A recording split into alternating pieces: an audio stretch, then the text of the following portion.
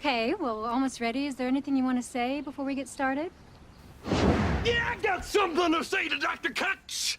I'm gonna give you the best damn evaluation that you ever did see.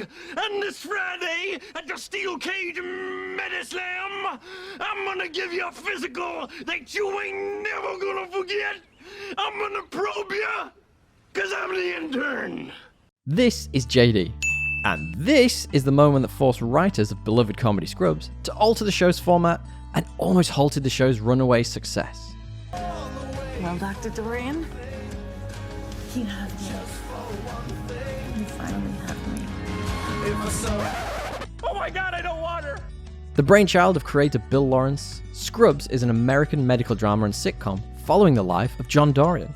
A resident at Sacred Hearts Hospital, JD was a daydreamer and an idealist, whose forays into his own imagination created much of the comedy that made the show so beloved, along with a cast of equally lovable colleagues. Scrubs became one of the most critically acclaimed sitcoms, well, ever produced out of North America, and one, I have no shame in saying, has been one of my own personal favourites.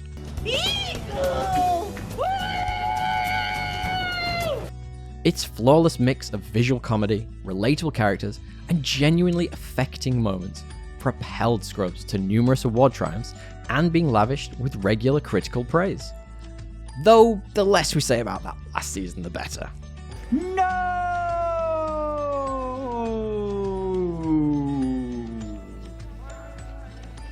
Oh, Dr. Cox? However, the episode My Fault, near the end of the third season, radically changed people's perspectives of Scrubs, particularly its main character, forcing the show to change its trajectory and rehabilitate JD's image. But why? Let's talk about it. Hello, you fabulous people. My name's Tommy and I'm delighted to welcome you to Podcast Assemble. Before we get too deep into the video, why not take a moment to drop us a like and follow? It really helps the channel. Now, if you've never listened to one of our podcasts, firstly, why not? We'd love to have you. I'll link it right here. But you'll also not be aware of my inherent love of the show Scrubs.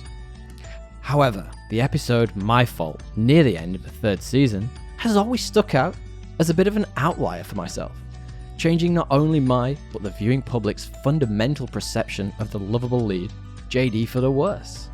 Now, up to this point, one of the more intriguing elements of Scrubs had been the will they won't they of leads Zach Braff and Sarah Chalk's respective JD and Elliot. The Rachel and Ross-esque back and forth kept viewers engrossed, alongside the show's realistic take on life in the medical professions and mix of grounded characters. Well, somewhat. Holy inferiority complex, Batman. How low is my self-esteem that I'm the sidekick in my own fantasy? It could be worse, Robin. You could be Alfred the Butler. Damn you, sir. Season 3 was very much the season of Elliot, and she came into her own. The season presented her at a turning point. The previously insecure and awkward doctor in training had broken out of her cocoon and become the confident butterfly, or doctor, that we had seen flashes of throughout the show. After the American girl gets her proverbial shit together, she quickly establishes a new and happy relationship with intern Sean. Now, the show's main strife throughout the season followed JD as he pined after her as the girl he had coveted. But in a somewhat untraditional twist for a sitcom, it felt like he had accepted that his chance had passed. That is, until he finally plucked up the courage to come out and say, Should be me. What? Now, every good sitcom presents its characters with seemingly unanswerable questions and crossroad moments, with the best sitcoms using these as springboards for character development and an opportunity for the characters to learn and grow. However, when Elliot decides to give up the life she's building, only for her sacrifice to be rewarded with this, it was a confusing and hard pill to swallow. So why did this moment cause so much frustration for fans? Well, to this point, JD's relationships had been the cornerstone that had defined him. He was an unconventional character who played against many of the tropes of leading men on television. I bless the rains down in Africa.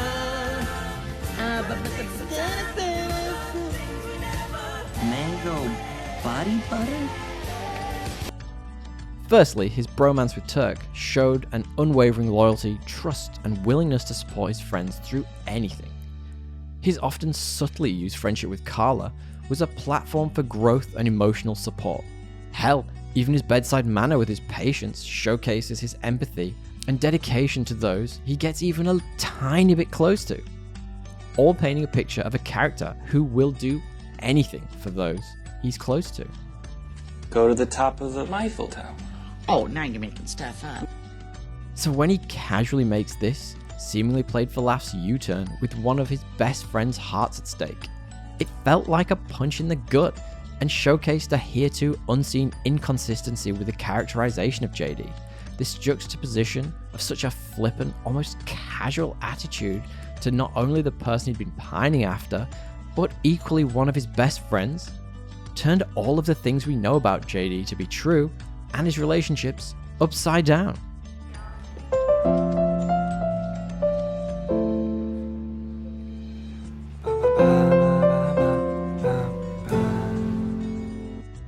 Now, Scrubs is a sitcom that prided itself on portraying the grounded side of life and relationships, ultimately rewriting some of the genre's more tired tropes. It is an incredibly relatable show, and an incredibly relatable feeling to grow apart from someone who you were once very close to, or have someone leave your life which you wish you could have held on to. But this isn't what the show did. The narrative and real-world consequences of this moment were undeniable. Between seasons 3 and 4, the show's average viewership dipped by almost 2 million viewers a week, with it being reported that the first episode of season 4 only brought in close to 8.5 million viewers, down from over 17 million who turned out for the season 3 opener.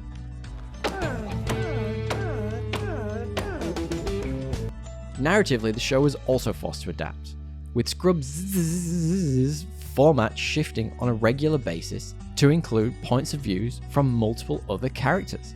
The season 4 episode Her Story begun this trend, focusing on Elliot's inner monologue as she looks to her colleague and friend Molly as a mentor.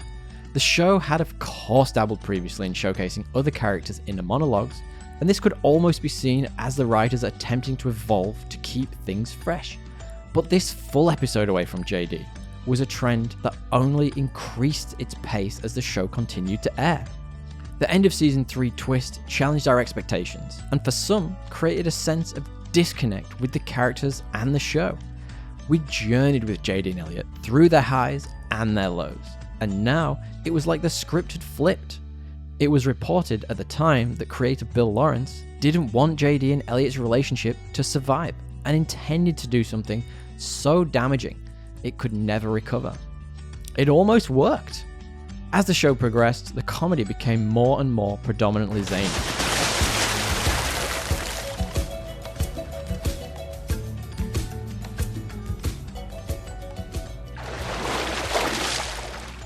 Where was I? And the ratings stagnated, with the show also suffering hugely from the writer strike in 2007, with season 7 being only 11 episodes and something of a janky mess. However, none of this is to say that Scrubs was in any way bad from that point onwards. In fact, some of the show's most deeply touching moments came after the end of season 3. Season 4's My Cake followed JD trying to come to terms with the passing of his father, while season 5's doubleheader My Lunch and My Fallen Idol followed Dr. Cox's decision to try and save 3 patients' lives with organs donated from a patient who it turned out had rabies. With these 3 patients all not making it, Dr. Cox falls into the pits of despair, showcasing that when the show focused on the drama, it was still one of the most affecting sitcoms around. I believe it was because of me that he was finally able to say this. You don't drink scotch. Hell, the season 8 and true show ending, my finale, closed out Scrubs more perfectly than any of us could ever hoped. So did the ending of season 3 truly tank Scrubs? Well, not entirely.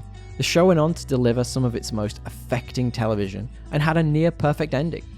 If you don't include that pesky season 9, that is. But at the same time, it truly never recovered from the show's attempts to force its audience to feel a certain way about its main character.